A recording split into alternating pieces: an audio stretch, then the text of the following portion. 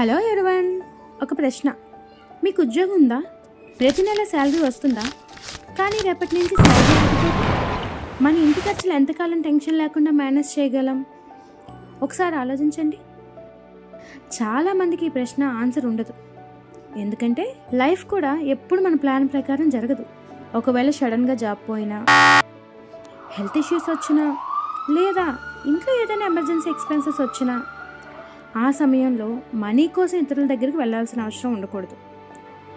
అయితే దీనికి సొల్యూషన్ ఏంటి? నా ఒపీనియన్ చెప్పమంటారా? ప్రతి వర్కింగ్ ఉమెన్ దగ్గర ఎమర్జెన్సీ ఫండ్ అనేది తప్పనిసరిగా ఉండాలి. అంటే మన నెల ఎక్స్పెన్సెస్ 20,000 ఉన్నాయనుకోండి, కనీసం 3 నుంచి 6 నెలల వరకు సరిపడే అమౌంట్ని పెట్టుకోవాలి. అంటే ఒక 60,000 నుండి 1,20,000 వరకు సపరేట్గా సేవ్ చేసుకోవాలి. ఇప్పుడు చాలామందికి వచ్చే నెక్స్ట్ క్వశ్చన్, ఇంతకీ ఈ మనీ ఎక్కడ సేవ్ చేయాలి? ఎమర్జెన్సీ ఫండ్ అంటే ఇన్వెస్ట్మెంట్ కాదు. అది ఎమర్జెన్సీ వచ్చినప్పుడు వెంటనే యూజ్ చేయగలిగేలాగా ఉండాలి. అందుకే ఆ అమౌంట్ని స్టాక్స్లో కానీ, లాంగ్ టర్మ్ ఇన్వెస్ట్మెంట్లో కానీ పెట్టకండి. ఈజీగా విత్డ్రా చేసుకునే సేవింగ్ అకౌంట్ లేదా లిక్విడ్ అమౌంట్లో ఉంచండి.